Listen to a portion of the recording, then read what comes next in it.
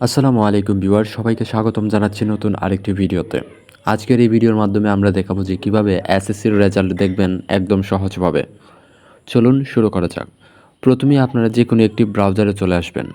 এখানে দেখতে পাচ্ছেন ক্রোম ব্রাউজার।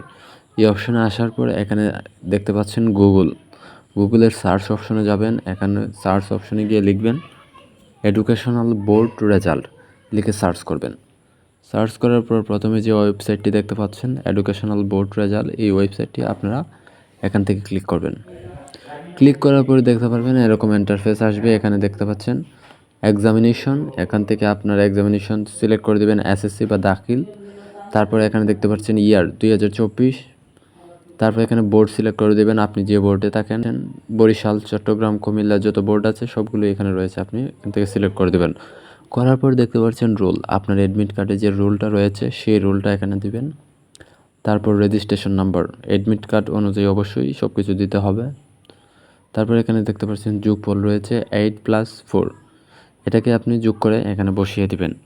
তারপর দেখতে পাচ্ছেন এখানে নিচের দিকে রয়েছে সাবমিট অপশন, এই সাবমিট অপশনে ক্লিক দিলেই এরকমভাবে আপনার রেজাল্টটি শো করবে। তো এই ছিল আজকের ভিডিও। কোনো সমস্যা হলে অবশ্যই কমেন্ট করে জানাতে পারেন। ধন্যবাদ সবাইকে।